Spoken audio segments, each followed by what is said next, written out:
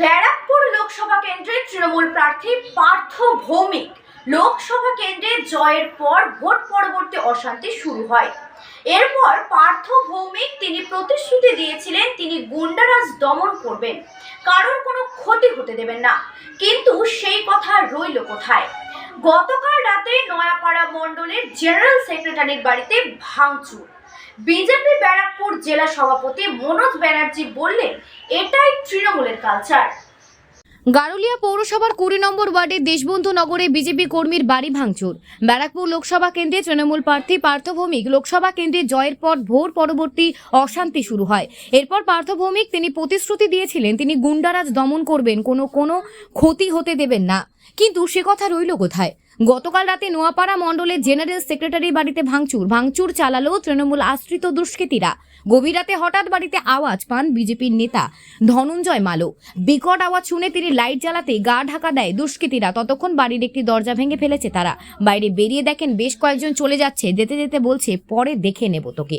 এরপর নোয়াপাড়া থানায় অভিযোগ দায়ের করলে ঘটনাস্থলে পুলিশ আসে, একজনকে আটক করে পুলিশ। একজন গ্রেপ্তার হওয়ার পর আজ সকালে কয়েকজন এসে বলে ওর নামে কেস না তুললে তোকে প্রাণে মেরে ফেলে দেওয়া হবে। এই ঘটনায় আতঙ্কিত মালো পরিবার। এই ঘটনার কথা অস্বীকার করে তৃণমূল গারুলিয়া পৌরসভার চেয়ারম্যান রমেন দাস বলেন, আমি বিষয়টি শুনেছি, যারা তৃণমূল কংগ্রেসের নাম ভাঙিয়ে এই ধরনের ঘটনা ঘটানোর চেষ্টা করবে দল তাদের পাশে থাকবে না। দলের ধরনের কাজ বরদাস্ত করে না। এটা একটা পারিবারিক ঘটনা। তৃণমূল এই ধরনের ঘটনার সঙ্গে জড়িত নয়। মিথ্যে অভিযোগ এনে বদনাম করার চেষ্টা হচ্ছে। অপরদিকে বিজেপি ব্যারাকপুর জেলা সভাপতি মনোজ ব্যানার্জি বলেন এটা তৃণমূলের কালচার। তিনি বলেন আমরা পরিবারের পাশে আছি, আদালতের দ্বারস্থ হচ্ছি।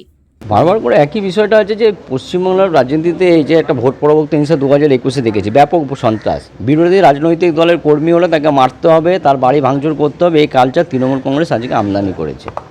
আজকে 2021-এও দেখেছি, 2024-এর নির্বাচনের পরেও আমরা দেখেছি গণতান্ত্রিক দেশে যে কোনো রাজনৈতিক দল যে কিছু করতে পারে, তার মতামত দেওয়ার ভোটাধিকার প্রয়োগ করার অধিকার আছে, যে কোনো রাজনৈতিক দলকে ক্ষমতা দেওয়া আছে। কিন্তু পশ্চিমবাংলা মনে হচ্ছে সংবিধানটাকে মানা হবে না, এখানটা যে একটা রাজনৈতিক দলই করতে হবে, এদের একটা আমাদের মণ্ডল সাধারণ সম্পদ তার বাড়ি ভাঙচুর হয়েছে, তার গেটের সামনে ভাঙচুর করা হয়েছে। গেটটা আপনারা দেখেছেন যে কীভাবে গেট উপড়ে ফেলা হয়েছে। এখানে একটা গেট ছিল, সেই গেটটাকে লাগতে মারার চেষ্টা করা হয়েছে। যদি সেই গেটটা ভেঙে দিত পরবর্তীকালে কী হতে পারতো, কী রকম সিনারিও তৈরি হতো, অবশ্যই স্বাভাবিকভাবে এগুলো মেরে ফেলে দেওয়ার চেষ্টা করা হচ্ছে, আক্রমণ করা হচ্ছে। বাড়িতে মহিলারা আছে, তার সেগুলোকে সম্মান করা হচ্ছে না। রাতের অন্ধকারে এসে বারবার করে এরকম আক্রমণ, এটা কি একটা সভ্য সমাজে মানুষের বাস করার মতন জায়গা আছে? এটা কি একটা সভ্য সমাজের একটা পরিচয়?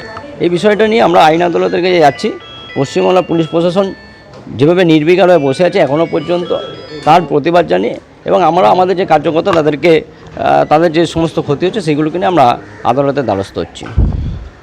পরিবারের পাশে আছেন, নিশ্চয়ই আসছে। আমরা পুলিশকে আমরা জানিয়েছি, পুলিশকেও জানিয়েছি, আমরা কোর্টেও যাচ্ছি। আমরা পরিবারের ভারতীয় জনতা পার্টির যে সমস্ত কার্যকর্তার উপর আক্রমণ হচ্ছে তাদের পরিবারের পাশে আমাদের বিভিন্ন নেতৃত্ব সবসময় যাচ্ছে। কেউ না কেউ কখনো যাচ্ছে, কখনো সাংসদ যাচ্ছেন, কখনো আমি যাচ্ছি, অন্যান্য নেতৃত্বরা যাচ্ছেন, গিয়ে তাদের পাশে আশ্বাস করবার চেষ্টা করছেন, তাদের পাশে থাকার চেষ্টা করা হচ্ছে।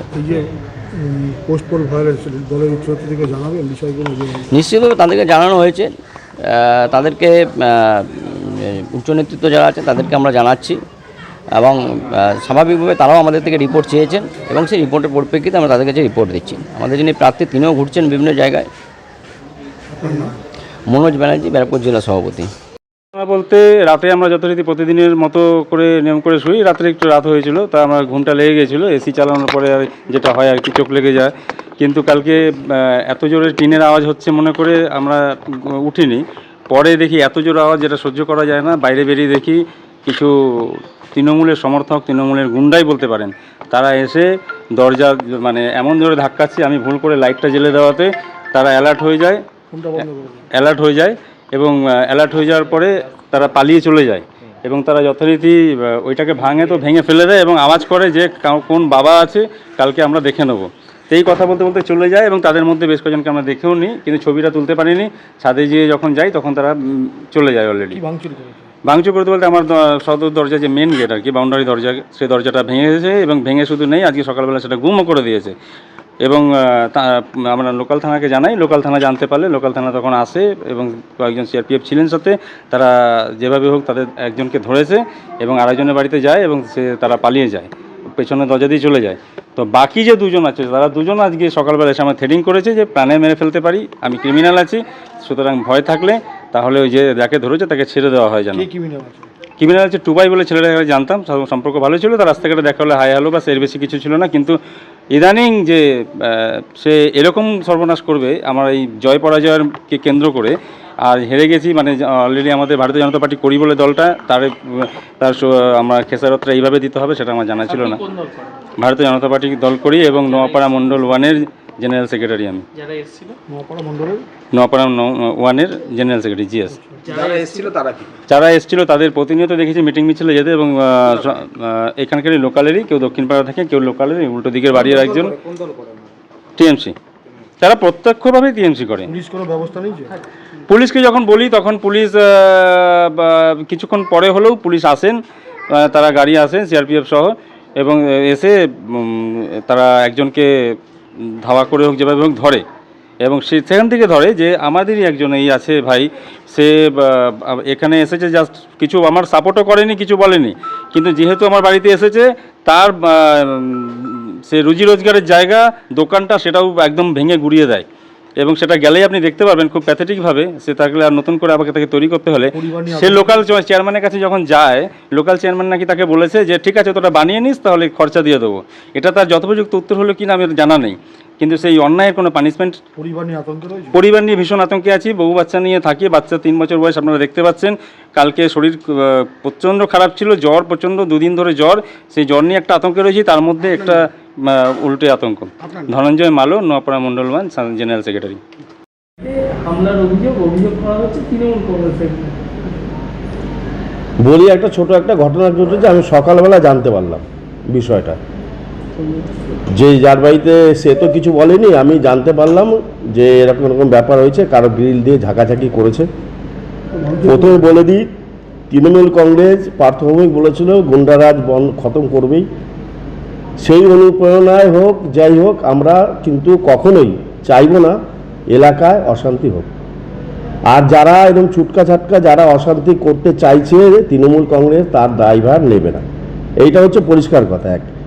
দ্বিতীয়ত, যাদের সঙ্গে যে ঝগড়াটা হচ্ছে এরা হচ্ছে আজীবন তাদের সঙ্গে শত্রুতা, কে কি পারিবারিক একটা অশান্তি নিয়ে এরা এটা করে, এর সঙ্গে তৃণমূল কংগ্রেসের কোনো সম্পর্ক নেই। বাড়ি ভাঙচুর করেছে, শুনলাম গ্রিল নিয়ে ঝাঁকিয়েছে, গ্রিল বোধহয় একটু নড়বড়ে ছিল, ভেঙে গেছে, বেরোতে পারছে না লোকজন, বাড়ি থেকে বেরোতে পারছে না, আতঙ্কে রয়েছে। সেটা তো আমি তো ওখান থেকে সামনে দিয়ে গেলাম, এরকম তো কিছু বললো না। আমার ওয়ার্ড, আমি সামনে দিয়ে গেছি, ওই পাড়াতেও গেছি আমি, আমার সঙ্গে এরকম কোনো কিছু হয়নি। যাদের যাদের হয়েছে যদি কোনো কিছু আমার কাছে কমপ্লেন করে, আমি পরিষ্কার কথা বলে দিচ্ছি, যারা যারা তৃণমূলের নাম ভাঙিয়ে অশান্তি করার চেষ্টা করবে, তৃণমূল কংগ্রেস তার দায়ভার নেবে না। যার যারটা শেষে বুঝে নেবে, থানা পুলিশ যা হবে তারা বুঝে নেবে। খাবারের দোকানও ভাঙচুর করেছে, সেটা ওরা বন্ধু বান্ধবরা, এটা আমি বলতে পারবো না, কিন্তু আমার কাছে এসেছিলো, আমি বলেছি যেই এই কাজ করেছে, আমি বলেছি যে যেইটুকুই ভাঙুক বা যা করুক একে ঘর ঠিক করে দিতে হবে, আর না হলে তা আমরা কিন্তু পুলিশ দিয়ে তাকে ধরিয়ে দেবো। পরিষ্কার 100%। আমি ওই বিজেপি সবাইকে আমাকে ভোট দেবে নাকি, এমন কোনো মানে আছে না গণতন্ত্রে? কেউ তো আমার বিরুদ্ধে থাকতেই পারে, তা বলে কি সে আমার লোক হবে না, এমন কোনো মানে হয়? সবাই আমাদের ভোটে জিতে গেছি, হয়ে গেছে, বাস। এবার যে এলাকা শান্ত থাকবে, এলাকা যে যার মনে যে যা রাজনীতি করুক, সেই তার ব্যাপার, এখানে আমাদের কোনো নেই। কিন্তু একটা কথা, আমাদের তৃণমূল ভাঙিয়ে কেউ যদি অশান্তি করার চেষ্টা করে, আমরা তার পাশে থাকবো না। পুলিশ একজনকে আটক করেছে, হ্যাঁ, দোষ করলে আটক করবে, দোষ করলে আটক, প্রশাসন মতো চলবে, এখানে আমাদের কোনো কিছু বলার নেই। প্রশাসনের মতন চলবে। দলের হয়ে হুমকি দিচ্ছে, দিতেই পারে কেউ কি যদি দলের মতো, আমি তো পরিষ্কার কথা বললাম, তৃণমূল কংগ্রেস তার দায়ভার নেবে না যদি তৃণমূলের নাম ভাঙিয়ে কেউ অশান্তি করার চেষ্টা করে। দেশবন্ধুনগর, হ্যাঁ, নিমতলা কাছাকাছি, মানে এই বউ ছেলে মেয়ে নিয়ে খুবই আতঙ্কে।